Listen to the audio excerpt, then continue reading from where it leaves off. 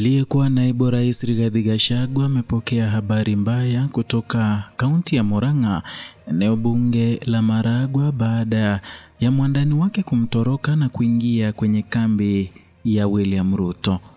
Ujambo na karibu kwa taarifa zetu za Kenyascope, na ikiwa wewe ni mgeni hapa na unapenda masuala ya siasa, basi nakusihi uweze kusubscribe.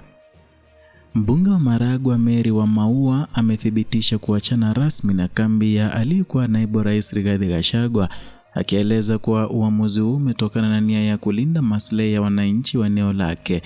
Uhamisho huu wa kisiasa umejiri wakati ambapo mvutano wa ndani unaendelea kushuhudiwa katika chama tawala cha UDA, huku baadhi ya viongozi wakijipanga upya kisiasa kuelekea uchaguzi wa mwaka 2027. Akizungumza katika hafla iliyoongozwa na naibu rais Kithure Kindiki huko Nyeri mnamo tarehe 23 Mei, Wamaua alisisitiza kuwa maendeleo ya Maragwa hayawezi kutegemea upinzani wa kisiasa. Alielezea kuwa ni muhimu kuwa karibu na serikali kuu kwa sababu ndiko rasilimali za taifa zinapopangwa na kugawiwa. Kwa maoni yake, kubaki katika mrengo wa upinzani kungehatarisha nafasi ya Maragwa kupata miradi ya maendeleo ya kitaifa. Wamaua, ambaye hapo awali alikuwa miongoni mwa viongozi wa kwanza kumuunga mkono Gachagua wakati wa mchakato wa kutaka kumng'oa mamlakani, alikuwa mshirika wa karibu aliyekuwa naibu rais huyo, na hivyo mabadiliko ya hivi karibuni yameonyesha mwelekeo mpya wa kisiasa kwa mbunge huyo, hasa baada ya kuonekana akimsindikiza Rais Ruto katika ziara yake ya Mlima Kenya mwezi Aprili. Na katika hotuba yake, Wamaua alifichua kuwa mazungumzo kati yake na naibu rais Kindiki yalianza tangu Novemba mwaka jana na amechangia pakubwa katika mabadiliko yake ya msimamo.